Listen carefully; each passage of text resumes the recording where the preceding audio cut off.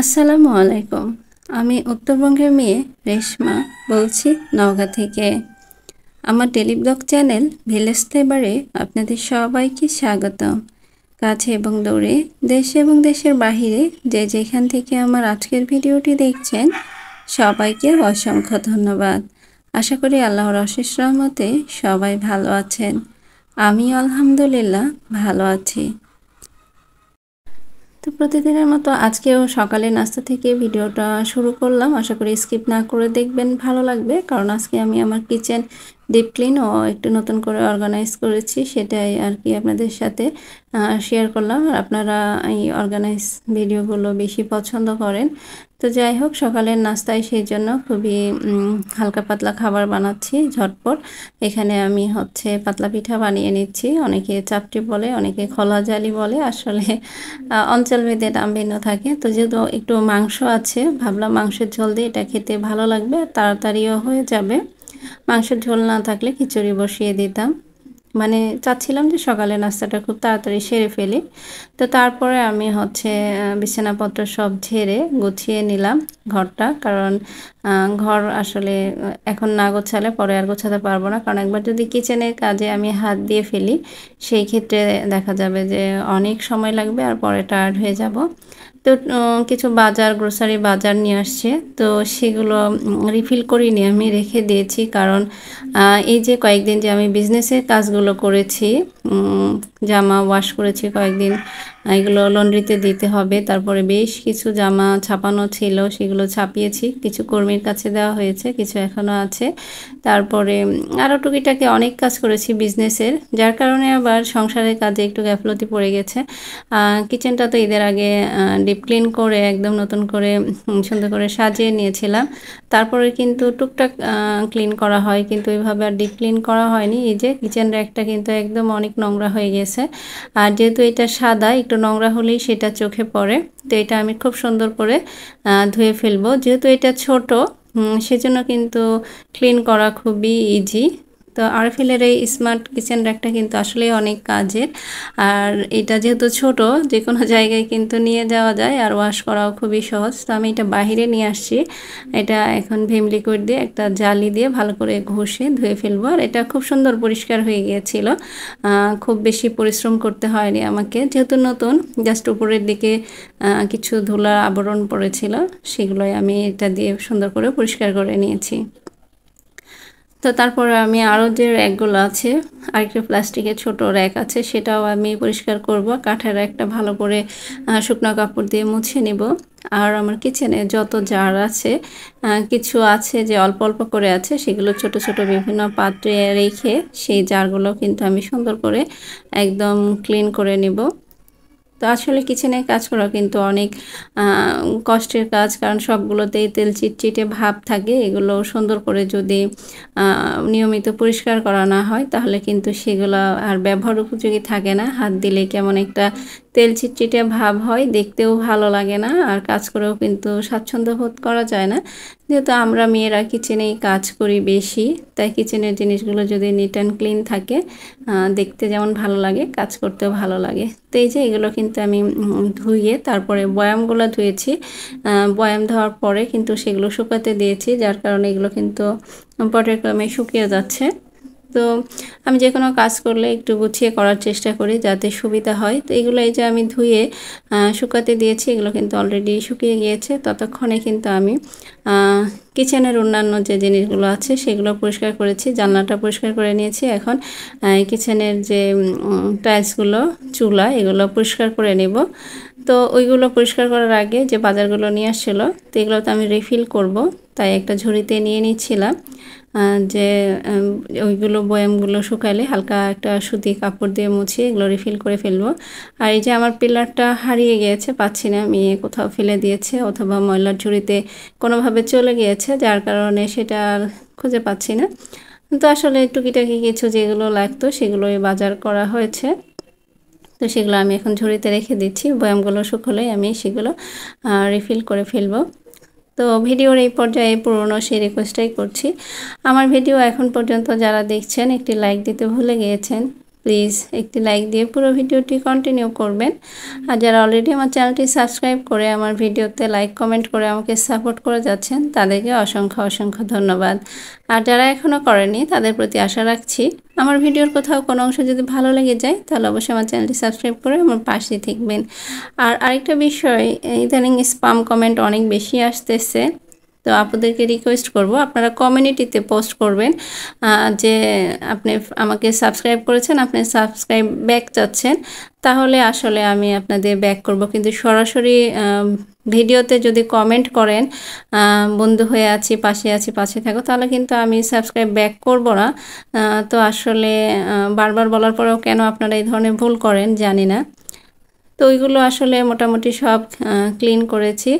এখন হচ্ছে দুপুরে কি রান্না করব সেটা একটু ভাবছিলাম, পরে একটু শাক উঠিয়েছি, গাছে করলা ছিল ফ্রিজে, তো সেগুলো দিয়ে আর কি রান্না করব। তো সেগুলো মোটামুটি আমি কোটাকাটি করে ফেলেছি। এখন কিচেনটা ভালো করে গুছিয়ে সব রিফিল করে রান্না শুরু করে দেব, তাহলে আমার রান্না করতে সুবিধা হবে। তো এগুলো আবার ভালো করে শুকনো কাপড় দিয়ে কিন্তু আমি মুছেছি, কোথাও কোনো পানি যাতে না থাকে।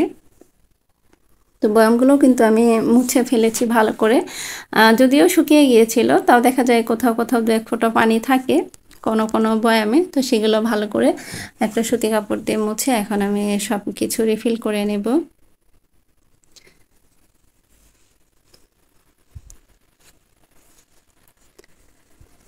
আর দেশের পরিস্থিতির কথা কি বলবো, সবাই জানেন আসলে কোনো কিছুই এখনও স্টেবল না, কি হবে সেটাও আমরা কিছু বুঝতেছি না।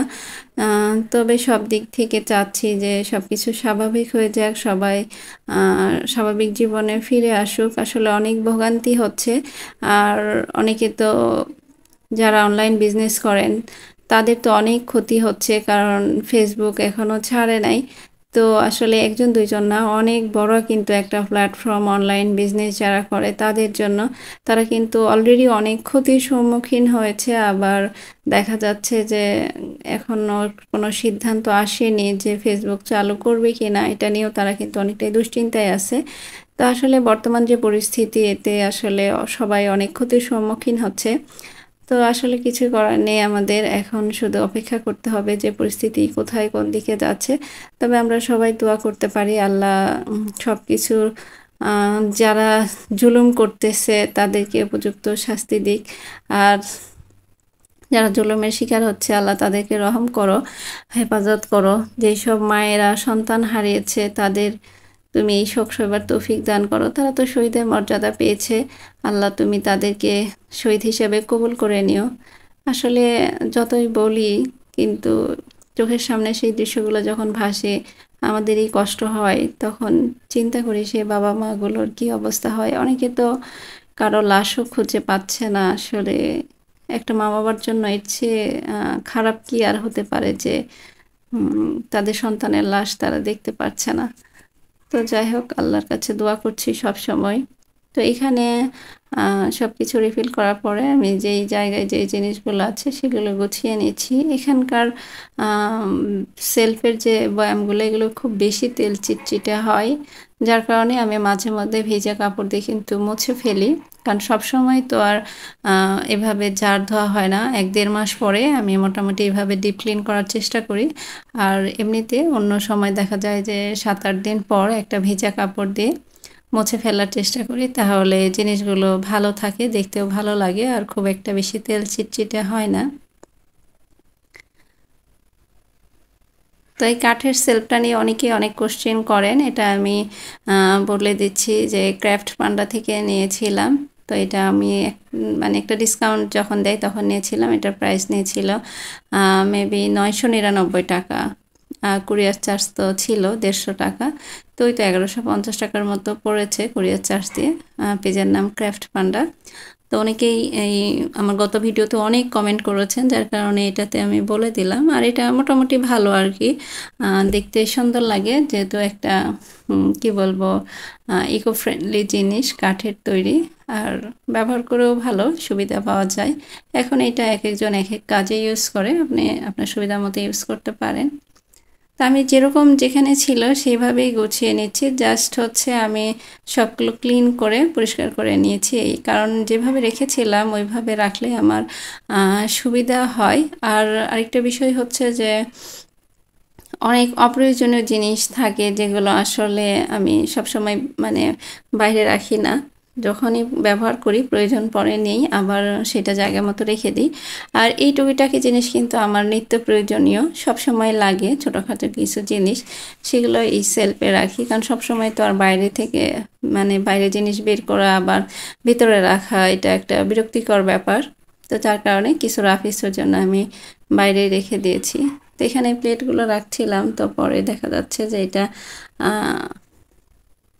এদিকে হেলে থাকছিল, ভালো লাগছিল না, পরে এটা নিচের যে তাক সেটাতেই রাখলাম। আর অনেক অপ্রয়োজনীয় জিনিস আমি সরিয়ে ফেলেছি যেগুলো খুব বেশি প্রয়োজন পড়ে না। আর কিছুদিন আগে এই র্যাকটা বিড়ালে ফেলে দেয়, তারপরে আমার অনেকগুলো সিরামিক্সের বাটি, কাচের গ্লাস, কাচের যে মগ ভেঙে যায়। তো আসলে কি বলবো, বিড়ালটা বারান্দা দিয়ে ঢুকছিল রাত 11:30টার দিকে। তো ওর আব্বু লাইট জ্বালিয়ে তাড়া দেওয়ার পরে এই জানলা দিয়ে বের হতে চায়, তখন ও এর একটা পুরাটাই নিচে ফেলে দেয় আর আমার অনেক জিনিস ভেঙে যায়। তো টুকিটাকি কিছু জিনিস আবার কিনতেও হবে, কিন্তু এই পরিস্থিতিতে আসলে বাইরে যেতে ইচ্ছা করছে না বা কোনো কিছু কেনার ইচ্ছাও নেই। পরিস্থিতি স্বাভাবিক হোক, মন ভালো হোক, তখন কিনবো। চলার মতো সব কিছুই আছে আলহামদুলিল্লাহ। তো এই যে আমি মোটামুটি কিচেনটা গুছিয়ে নিয়েছি আর খুবই ভালো লাগছে, একদম ঝকঝকে চকচকে কিচেন সব কিছু। তো তারপরে কিন্তু আমি সব রেডি করে রেখেছিলাম, এখন শুধু রান্না করছি। আর মোটামুটি রান্না করতে একটু দেরি হয়ে যায়, কারণ কিচেনের কাজ কিন্তু অনেক, তারপরে সব পরিষ্কার করে গুছিয়ে আবার সবগুলো রিফিল করে একদম জায়গা মতো রাখা অনেকটাই সময় লেগেছে। তো আমি যেহেতু সব রেডি করেছিলাম, তো একটা তরকারি উঠিয়ে দিয়ে আর একটা তরকারিও পাশে মেখে রেখেছিলাম করলার। তো ওইটা কিন্তু আমাদের গাছেরই করলা ছিল, 4-5টা করলা উঠিয়েছিলাম, আমি আগের ভিডিওতে দেখিয়েছিলাম। তো সেটা ফ্রিজে রেখেছিলাম, তো সেটাই রান্না করছি। আর এই যে কুমড়ার শাক উঠিয়েছিলাম, সেটা পাশে দুই ভাবিকে অল্প করে দিয়েছি আর আমি রান্না করলাম। আর ভর্তাতে আমি হচ্ছে একটু বম্বে মরিচ দিচ্ছি, আগে কখনো আমি কিন্তু বম্বে মরিচ খাইনি। তো 2টা ছোট কাঁচামরিচ দিয়েছি আর একটা বড় বম্বে মরিচ। তো অনেক ঝাল আমার কাছে মনে হয়েছে, আসলে খেয়ে অভ্যস্ত না। তারপরে এই একটাতেই অনেক ঝাল হয়ে গেছিলো। আর এটা কিন্তু আমি বাটার সময় বাটি নিয়ে ফেলে দিয়েছি। তো এই যে ভর্তা হয়ে গেছে আর রান্নাগুলো টেবিলে দিয়ে আমি আসলে আজকে ভিডিওটা এখানেই শেষ করছি, অলরেডি অনেক বড় হয়ে গেছে। তো সবাই ভালো থাকবেন, সুস্থ থাকবেন, নতুন আরেকটি ব্লগ ভিডিও নিয়ে আপনাদের সামনে হাজির হব। সে পর্যন্ত আল্লাহ হাফিজ, আসসালামু আলাইকুম।